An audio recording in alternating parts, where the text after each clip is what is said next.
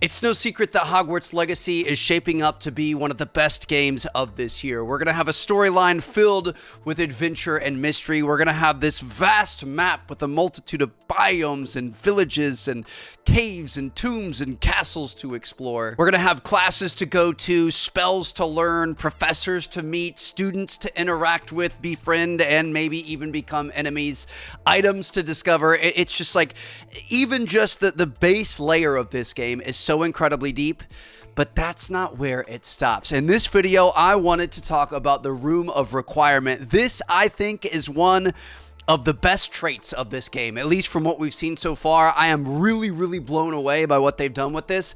I feel like it wasn't even necessary, but it makes for such a deeper game, such a more immersive experience, and I'm just really excited for it. The Room of Requirement is essentially like a central hub for the game. It's your own personal space. Now, it's worth mentioning, you also have a dormitory, and you are going to be able to customize that and make that your own personal space as well, but that's not what we're talking about here. This Room of Requirement is almost like, I almost want to call it a character, you know what I mean? Like in the books and in the movies, it kind of bended and molded and changed into what people needed it for throughout the story, and that's essentially what's going to happen throughout this game. I'm envisioning that early on in the game, it's going to be pretty barren, it's going to be pretty basic, but as you progress, as you become a more powerful wizard, as you're facing more powerful enemies and challenges and things, the room is going to kind of bend and mold and upgrade into almost like an ally. Now, customization is going to be a major focus for this room, and frankly, I'm blown away by the amount of detail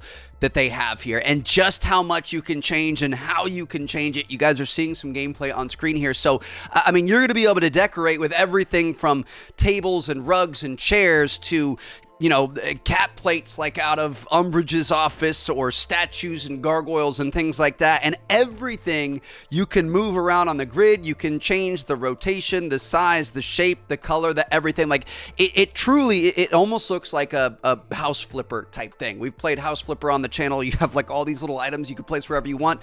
We've essentially got like a Hogwarts flipper built in to your Room of Requirement, which is just wild. Now, these items we're whipping up here are called conjurations. And we know that there's a couple different ways to unlock them. Some are tied to basically ranking up and progressing through the story. Some are unlocked through a Hogsmeade shop called Tomes and Scrolls. There might be other ways to, I don't know, find them out in the wilderness and stuff. Who knows? But yeah, you're going to have to grind for some. You're going to be able to purchase some. And not all of them are simply cosmetic. Obviously, a big part of this is to kind of make a room that's your own and reflect your own personality in it. This is supposed to be like your personal space. But some of them are actually practical. So they mentioned one of the first practical conjurations that you're going to get is called the Identification Station. So obviously, as you're playing through the game, you're going to be collecting and unlocking gear, and as you get new pieces of gear that you aren't really sure what they are, you can take them to the Identification Station, you can inspect them there, and then that way you learn, you know, what kinds of traits and abilities and upgrades and things are on this gear. And as you learn that information, you can then use that to apply it to other gears. So you've got another conjuration here called the Enchanted Loom. You can take that new knowledge that you have, go to that loom, and apply those upgrades to other pieces of gear. This confirms that there are like gear rarities that you're going to be able to unlock and progress as you become stronger throughout the playthrough and things. So, I mean, it's just crazy. It's cool. I like this idea. You know, maybe there's going to be little mini bosses out in the wilderness, and they're going to drop a really cool piece of gear that has like a crazy damage buff or something. You can take it back to your Room of Requirement, put it in the Identification Station, figure out how all that works, and then maybe apply that to your favorite robe or your favorite pair of shoes. Now, hold on. We're just scratching the surface here. We're about to go even deeper.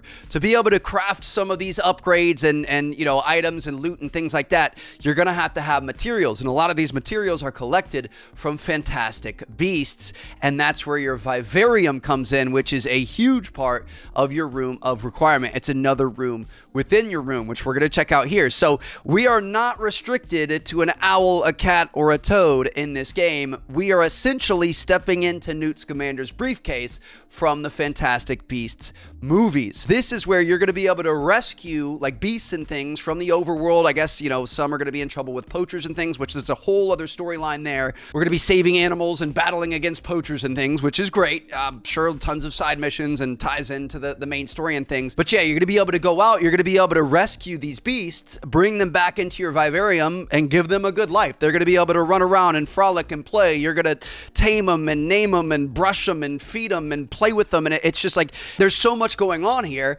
And as they get happier, as you raise their happiness level, they're going to return more materials for you to be able to use in your crafting and in your potions and things like that. And this just keeps getting deeper. You still have the building mechanics in here. You're going to be able to get not only cosmetic items like trees and benches and statues and fountains and things like that, but also automatic feeders. So you don't have to feed them on a schedule. It's going to take care of it for you. So you're going to be able to streamline it and make sure they're always fed on time. Pretty deep here, right? We've got this room of requirement that we can completely customize and change and add items and whatever, and then you've got, you know, this vivarium inside of that, which is like another animal room of requirement. Inside the room of requirement, you've got access to more items and more things that you can do.